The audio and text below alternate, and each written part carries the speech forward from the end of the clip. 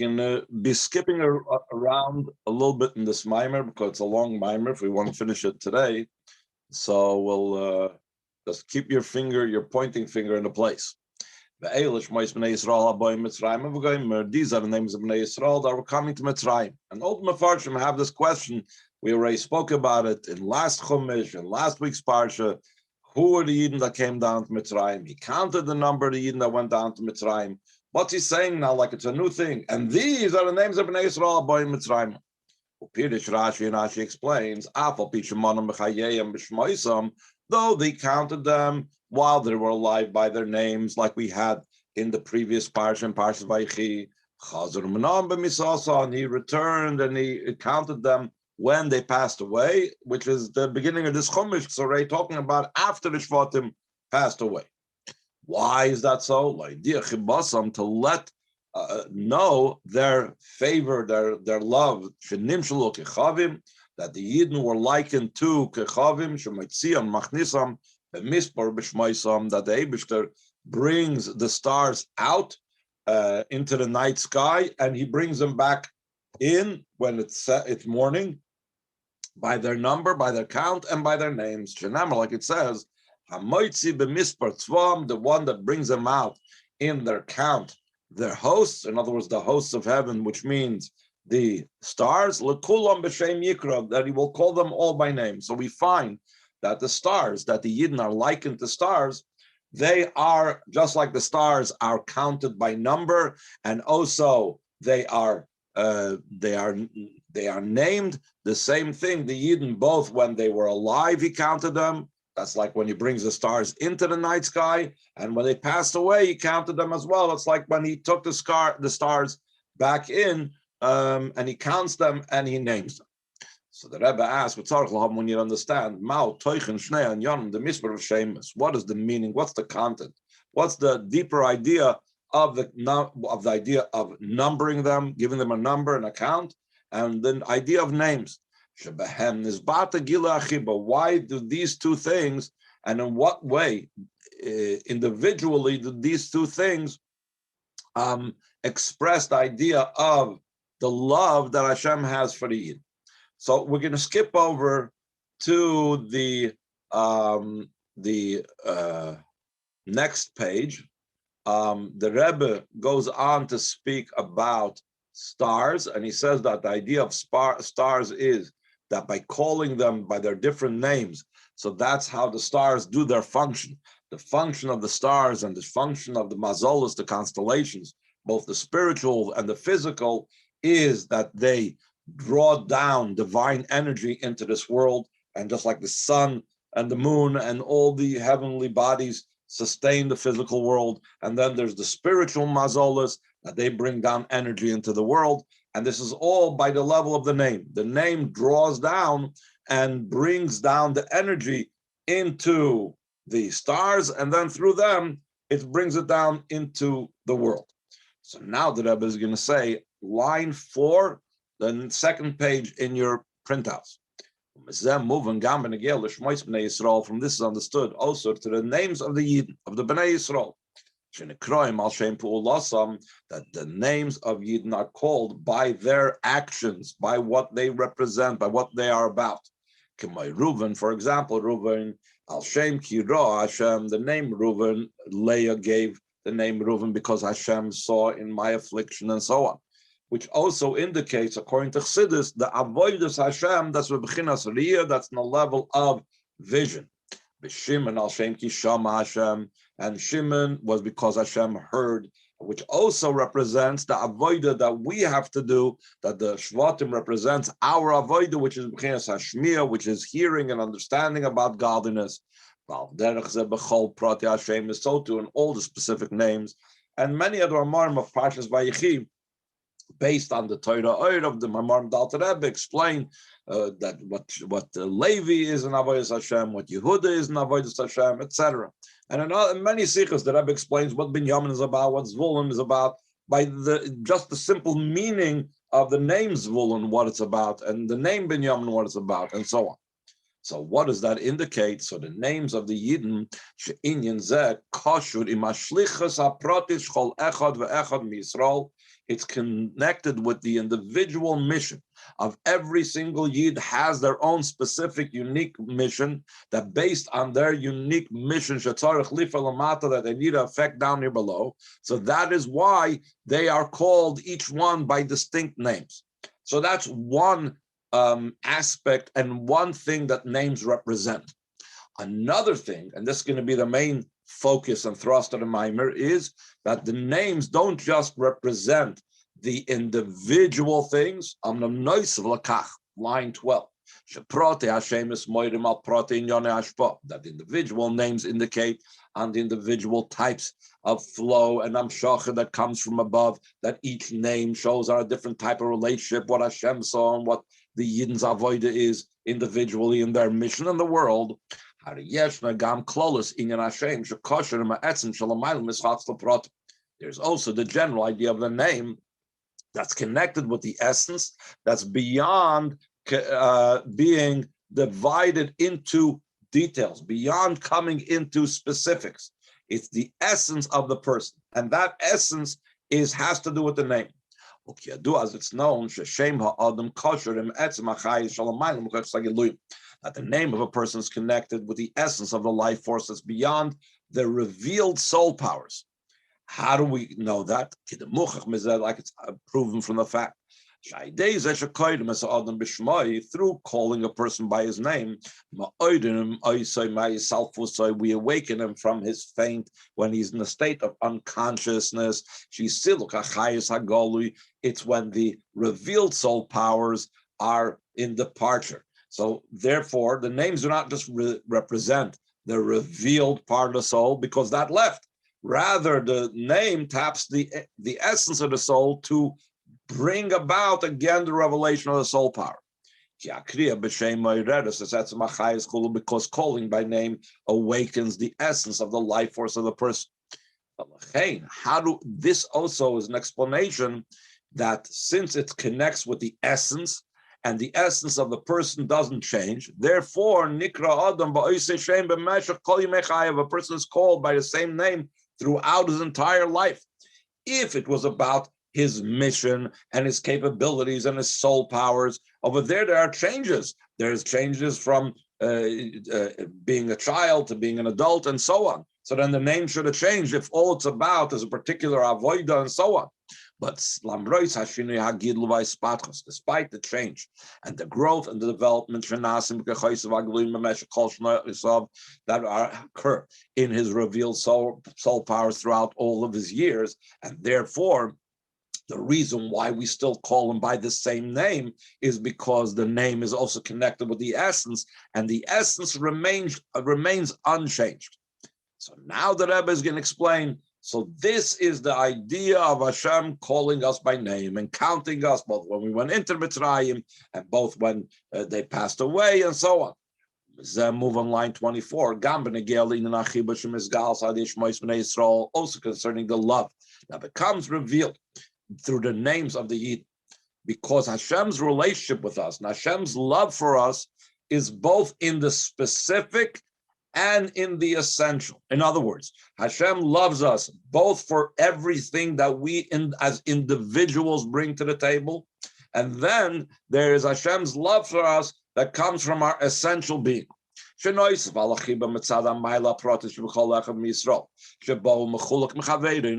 the love that comes as a result of the individual and specific quality that every single Yid has, that in that quality he is distinct from his fellow. There is the love that's a result of the very essence of the Yid, which is the very essence of the Yid is the part of Hashem above. Nekudas Hayadus, the Pintel Yid, she'etz on top of the next page, Kol Yisrael, Kol Bnei Yisrael b'shavet. That Pintel Yid, that essential aspect of the Yid, is by every Yid equally, as he's quoting from Tanya Perek the Lamed Beis. All of them are matching up, and there's one Father to all. That is the love, and that's the connection that Hashem has with our essence, and that's expressed in the name. Now the Rebbe is going to contrast the way a parent expresses their love through a name, or through other ways how a parent can express their love to their child. And this will help us understand more so about the love that Hashem expresses to the Yidden, specifically by calling us by name, which has a deeper expression of love than in other ways. Ois Gimel, line 3, third page. The idea behind this is by calling by name is Matas Ha'ava Atzmi Shal Kodesh Baruch Hu Bnei Yisrael. It's expressed the essential love of Hashem to the Bnei Yisrael. There's other levels of love, like we said. There's the love that He has for the specific qualities that every individual Yid has, but then there's the essential love that He has just for a Yid because of their essence. This will be understood from the essential essential love of parents to their child. And the truth is, why and how can we understand from the parental love to a child for Hashem? Because the truth is, why is there such a thing as a parental love? It came from the love above. It descended down here below, that parents love their children because of and as a result of the essential love that Hashem has for the Yid. So what do we see? By the love of a parent for their children or for their child, that from this we can understand Hashem's love. The love that parents express to their child through calling the child by name. This is especially so when a child has a special name that the parents give, playing around with the name, they're calling him a Mendi, a Yossi, a Khanchi, a Mushki, things like that, or adding some type of nickname to it or whatever. This is an expression of a special parental love to such a degree that it can be that this will be a name that only the parents or only the family will call, but when the kid goes to school, they'll be known by their regular name, Khani or Khana or whatever, etc. So that calling by name that the parents call the child, even without the fancy additions, but especially with the fancy additions, is an expression. The calling by name is an expression in much more depth than the love that's expressed through giving a gift, or through speaking words of love, telling the child, for example, that I love you and so on. Calling by name has something greater even than hugging the child, than kissing the child. So the Rebbe is going to explain why. Why would there be that the calling of a name is something much more special or much deeper expression of the love than all of these things?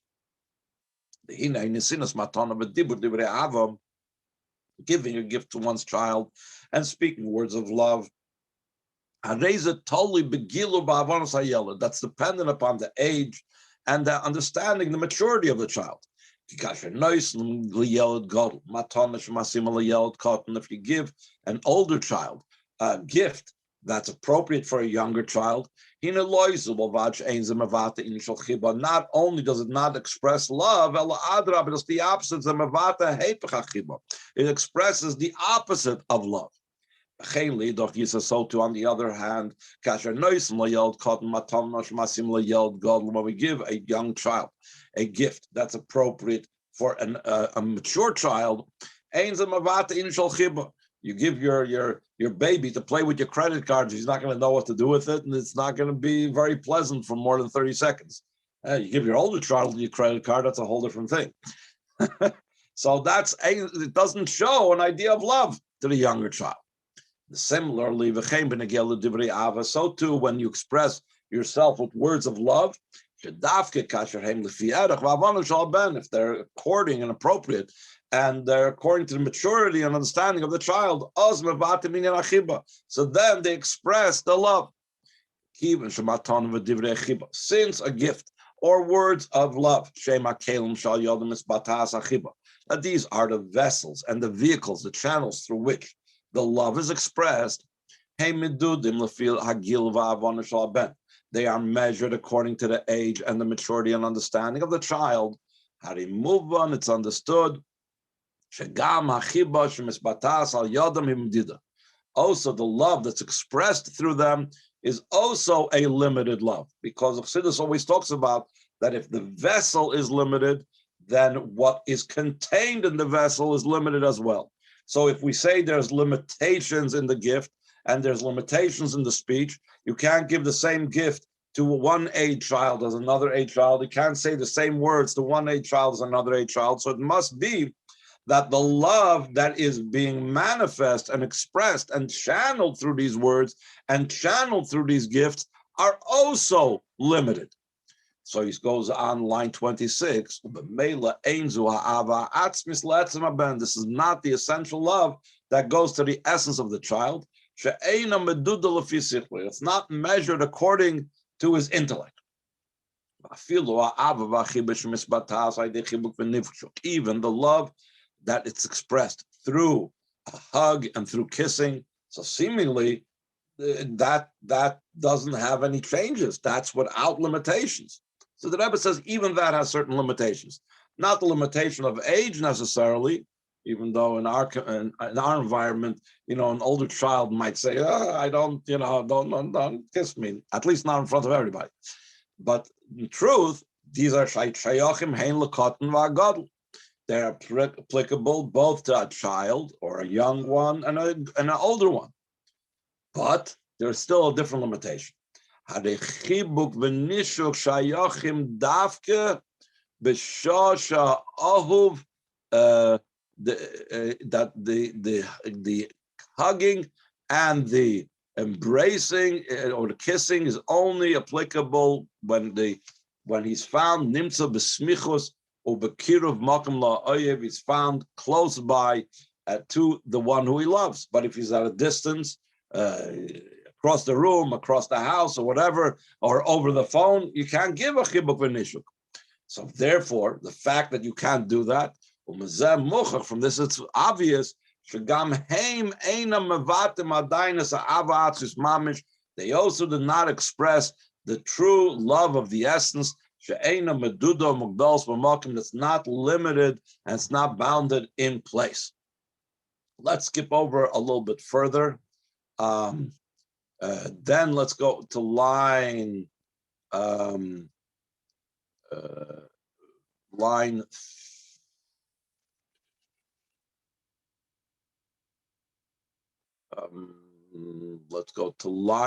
8. As opposed to a love that's expressed through mentioning a name, we see with our senses. There are no measures and limitations to it and boundaries to it. There's no difference in is the one who he loves found close by or far away. How much more so, it doesn't make a difference concerning the love that's expressed by calling a name if he's smart or not. Skip the parentheses. Line 15.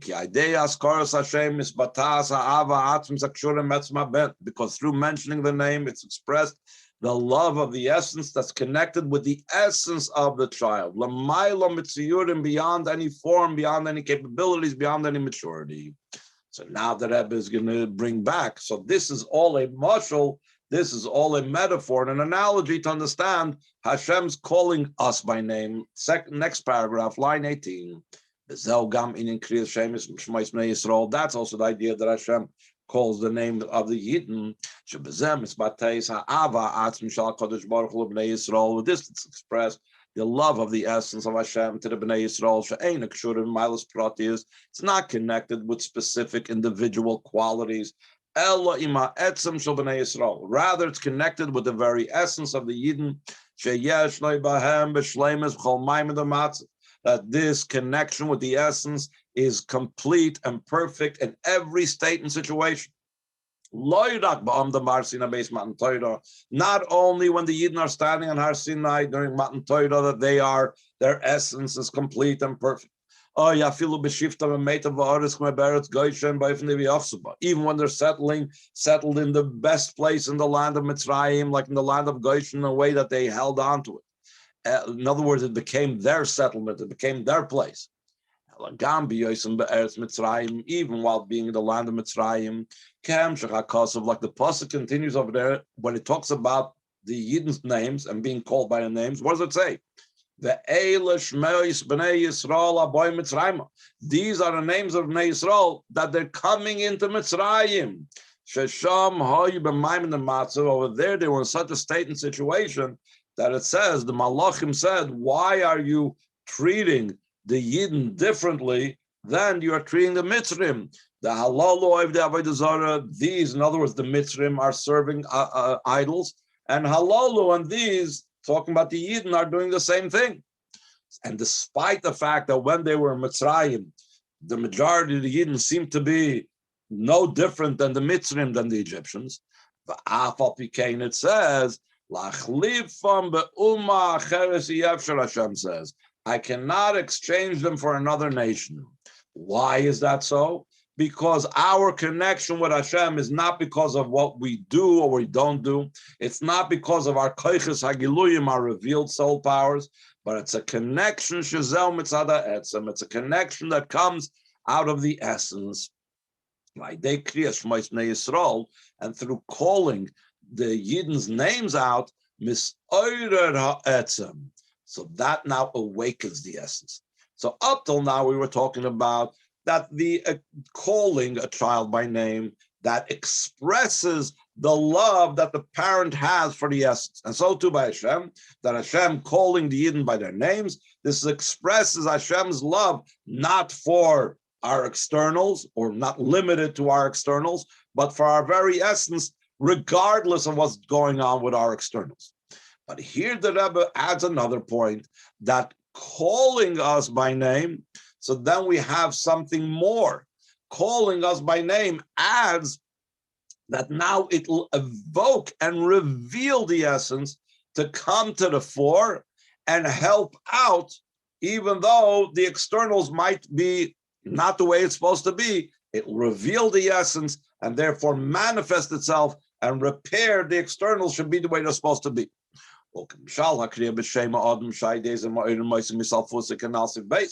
Like we gave before the metaphor, that when you call someone who has fainted, you call someone who's unconscious by his name, so that awakens him from a state of unconsciousness. What's the problem with being unconscious? That his soul powers are not revealed the way it's supposed to be. By calling him by name, touching his essence, reaching to his essence, so now you're revealing again the powers of that person that wasn't revealed. The same thing Hashem, by calling us by name, counting us by name, that's in the beginning of our parsha, he's revealing and drawing down that those soul powers that may not be the way it's supposed to be revealed will be revealed accordingly in an appropriate way. And the famous story is concerning the Baal Shem Tov, like it's also known concerning the revelation of the Baal Shem Tov, shows how you Golus Bnei Yisrael b'mayim the matzah shel salfas, that then Klal Yisrael was in general in the state of being in a faint and unconscious because of all the tzaras the Yidden went through, the Chmelnitsky massacres of the years Tavches and Tavtes. The Leidas Baal Shem Tov Sheshmo Yisrael, the Rabbeim bring down that the birth of Baal Shem Tov, that his name is Yisrael, Hoysa b'pchinas Kriyas Shem Yisrael, was in the same idea as calling Klal Yisrael's name. The Baal Shem Tov's name was Yisrael, so he was calling out the name of the Yidden, Yisrael. What was the purpose? To awaken the Yidden from their faint, from their unconsciousness, which is the avodah what the Baal Shem Tov began, and the avodah of Chassidus and Chassidim throughout the generations, to awaken Yidden from their faint and from their state of being unconscious. And this is what we're carrying through up until this generation, that after the big tzaras that we went through as well in the prior generation to us and so on, so the Rebbe has empowered us to be the ones to evoke and to awaken the Yidden's name by bringing them closer to Torah mitzvahs. Okay, so now we mainly spoke about the quality of the names. Now we're going to talk in a similar vein the idea of numbers. And we're going to actually show that they have something in common, even though we're going to contrast them a little bit. The names deal with the essence and reveal the essence, and numbers also has to do with the essence and reveals the essence. But there's something more that numbers has, even more than names. Let's go on to Ois Daled, line 4. The essential love of Hashem Bnei Yisrael to the Yidden, Shmos Batas, B'kriyas Hashem, is that expresses itself in the calling of names. Shura Gam Inyan Aminyan is connected also with counting. That's what Rashi says, that he counted them by their names, that there was a combination of both of them. In the beginning of the Maamar, the Rebbe actually asked them, the Lashon of Rashi, he doesn't just say he counted them and he named them, but he counted them with their names, which means a combination of both things together. The idea behind this is the negam inyan aminyan kosher ma'etz. Also, the idea of counting is connected with the essence. What's the idea of a count? All are counted equally. The greatest of the great is not considered more than one. For example, if you're counting Yidden for a minyan, you don't say, oh, this guy is a big tzaddik, he's a big Torah scholar, let's go ahead and count him for 2. It doesn't work that way. And the smallest of the small and the least of the least is not considered less than 1. For example, in the counting of the 70 souls that came down to Mitzrayim,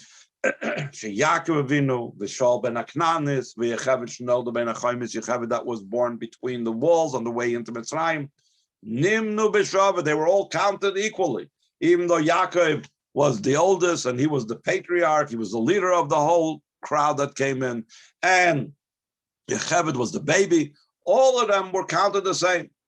That's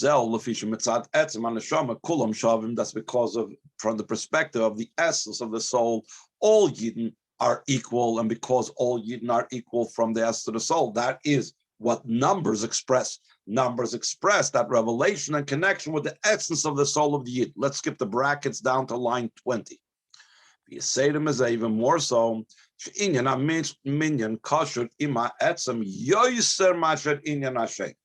The idea of numbers and counting is connected with the essence even more than the idea of the name. And that is why it's necessary for Rashi to say both. Both, and that's why the Chumash says both.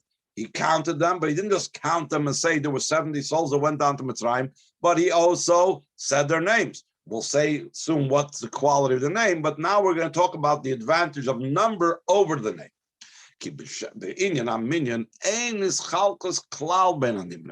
When it comes to numbers, there's no difference at all between those that are counted. As opposed to the names, the fact that we say that the name is something that is beyond and lacking any division and distinction, that's only in the person himself. Like we said before, we said in Ois Beis that throughout the years of a person's life, he's called by the same name, because since the name indicates the essence, and the essence of the person doesn't change from when he's a baby till his last moment. On the other hand, with a name, that's how we have a distinction and a difference between one person and another person. Each one is called by their own unique name that indicates what they are about, as we said beforehand. As opposed to numbers, it doesn't mean that the person that's the 10th one is a different, because he's a different number than the first one, he's something different. It's not that way. The first could be the 10th could be the first. It's just because we can't say all the numbers at once. There's sometimes a joke that people like to be the center to minion. They always like to be the 10th one to the minion. You know, they're always, I'll come if I'm the center. I'll come if I'm the 10th. The point is, you can't have a 10th if you don't have a 1, and you don't have a 1 without having a 10th, etc., etc. Anyway, it's obvious. We don't have to explain this, I hope. So he says, what does this mean? So based on what we just now said, that the name indicates the essence, but not as much without the vision as the essence that's indicated by counting. counting, it's everything, true equality, not like by name where there's distinction. What does that mean when we're talking about the relationship to the essence of the nefesh? If we already said that the essence of the soul is expressed by the name, so what does number then do that's so much greater? So he says, line 27, according to this, we can explain the difference between the idea of name versus number.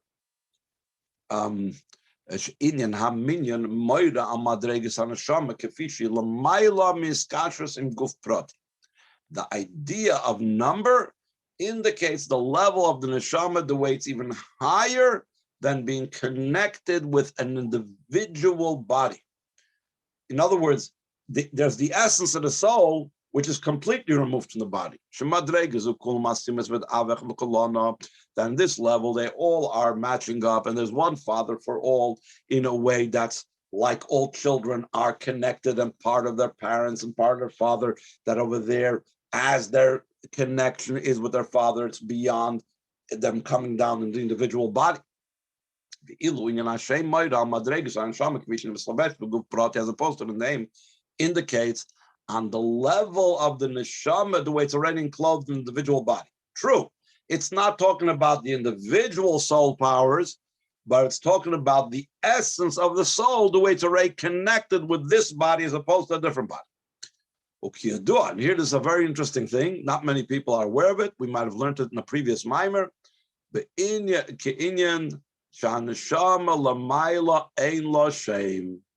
It's a very interesting thing. The neshama above does not have a name. If you didn't notice, the Rebbe says, the neshama above has no name. Only when it descends down here in the body does it receive a name, and that's through the nevuah of the parents, that they have a miniature prophecy, that they're able to tap into what the particular mission of this neshama is when it comes down into this body. So but that when the is. neshama passes, it keeps the name, doesn't it? I'm sorry. After it passes away, it keeps the name. Passes, it keeps the name. Must have some connection with the name, yes.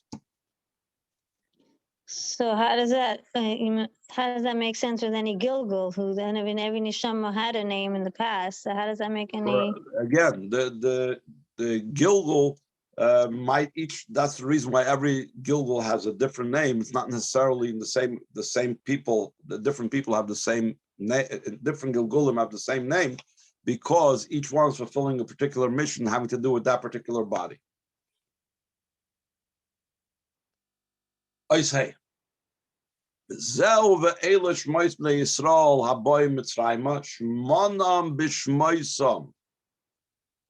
counted them with their names. In other words, there's the level of number, which is the ultimate essence. Then there's a level of name, which is also essence, but the essence, the way it has to do with the body. To let know, to reveal their favor. Just like we said that the person that's fainted, how do we reveal his neshama anu? We do that through the calling by name. The same thing, the Eibishter wants to reveal our neshama down to us, empower us, even being in Mitzrayim, and reveal it.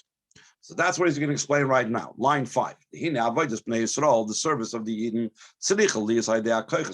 needs to be through the revealed soul powers. It's not just enough to say our etzem is great, because or else Yisrael, a Yid, even though he sins, he's still a Yid. Leave him alone. Why do we bother him? Why do we ask Yidden to put on film? Why do we ask Yidden to keep kosher? Why do we ask Yidden to light Shabbos candles? But the point is, it's not just enough to have the essence great. The point of a Yid is to take that essence and to draw it down through the revealed soul powers, which are manifested in the different things, the different parts of our service to Hashem. But how are we able to do so? That's through the empowerment from the essence. But that empowerment for the revealed soul powers that should be able to do their service, it's only through the fact that the essence shines in them. Therefore, he needs to let know their favor and their specialness, their love, Hashem needs to reveal that essence. The love that comes as a result of the essence. That's beyond the revelation. Tavai biz Golus should come out in a revealed way. That's why I use the word lahaidia chibasam. He could have used different types of expressions. He could have said, because of Hashem's love, that's why he counted us. Because of Hashem's love, he counted us with our names. No. The expression that Rashi uses and Chazal uses, lahaidia chibasam. Lahaidia, to let know, that means that it's a revelation. By revealing Hashem's connection with us, by revealing Hashem's love for our essence, it's like we said before, that awakens the person from their faint, that awakens the person from their state of unconsciousness, so their powers, their revealed soul power should come out in their Torah mitzvahs, in their service of the Eibishter. And how does that take place? How does the essence that's beyond revelation become revealed? Through the counting and through calling their name in a revealed way. And this idea is through counting them with their names. Like I mentioned before, another question that Rebbe had at the beginning of the Maamar, which we did not learn inside, is what's the combination of the two? Fine, he counts them and he names them. But Rashi uses the term that he counts them by their names. In other words, there's a certain meshing and a combination and a joining of the two things of counting them with their names. This means that in their names, that's referring to the array of the neshama. It's in the body, like we said before, that only the neshama that comes down to the body, so that essence of that neshama has a name. In that ha'ara of the body, you need to show its connection with the level of counting. The revelation of the essence of the neshama that's even higher than the body. That's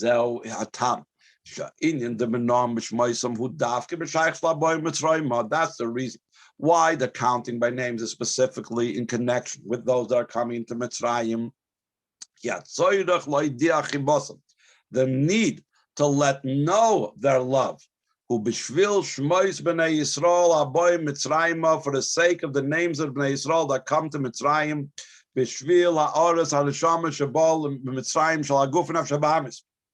for the sake of the ray of the neshama that comes in Mitzrayim, Mitzrayim in the metaphorical Mitzrayim, in the allegorical Mitzrayim is talking about the constraints, the limitations of the body that constrains and is considered a Mitzrayim for the neshama.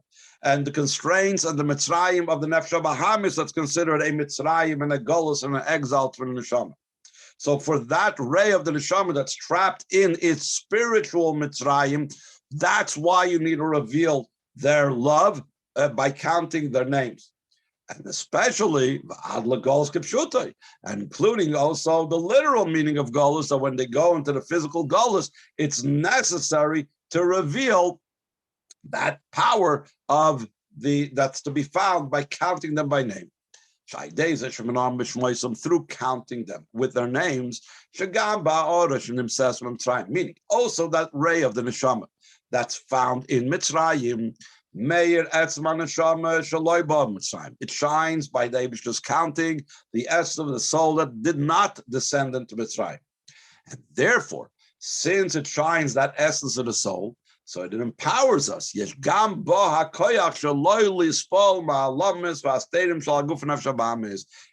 been also the power not to become affected by the concealments and the coverings of the body and the animal soul. Top of the next page, last page of the Maamar.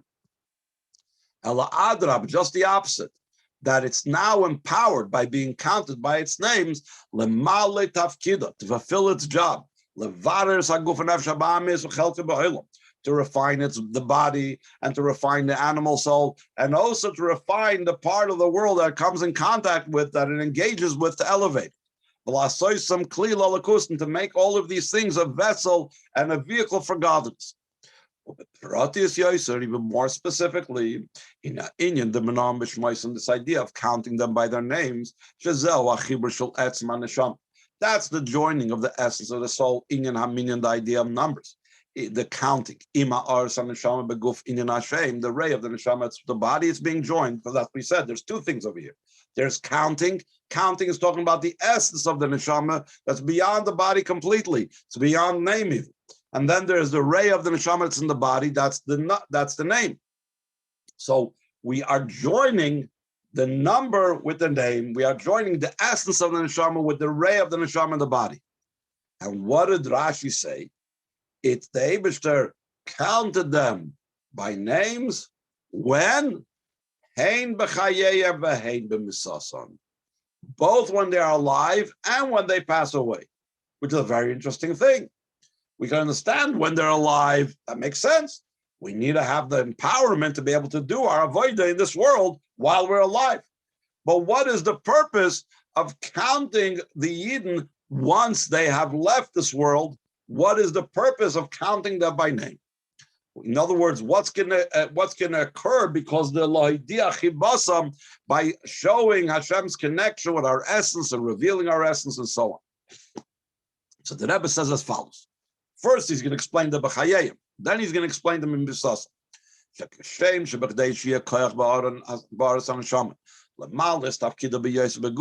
like there should be the power in the ray of the neshama to fulfill its job while it's still in the body, b'chayayim, while it's alive. So like we said before, so he needed to shine into it the essence of the neshama, which is expressed when Hashem counts us. But the Rebbe goes on to say, so too on the other hand, on the other side, when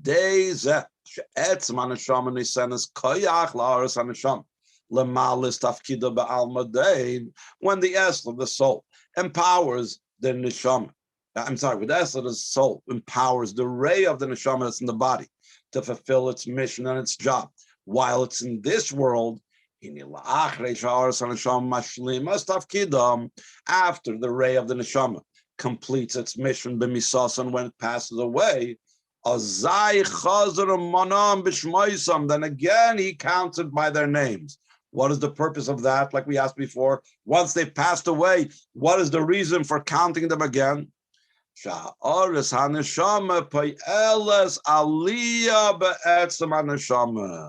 Now the ray of the neshama affects an ascent in the essence of the soul. As it's known, the ascent that occurs in the neshama through its descent down here below. It's not just the ray of the neshama that comes down here, it becomes elevated through the fact that we do Torah mitzvahs and so on. Rather through the avodah of the ray of the neshama that's in the body, because of the bond that the ray of the neshama has with the essence of the neshama, to the degree that with the ray of the neshama is connected the entire essence. So now there's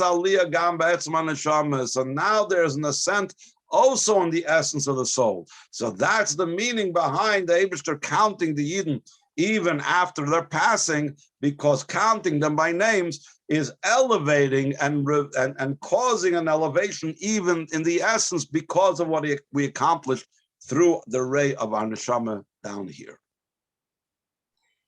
Thank you, Rabbi Bart. Rabbi Bart, so what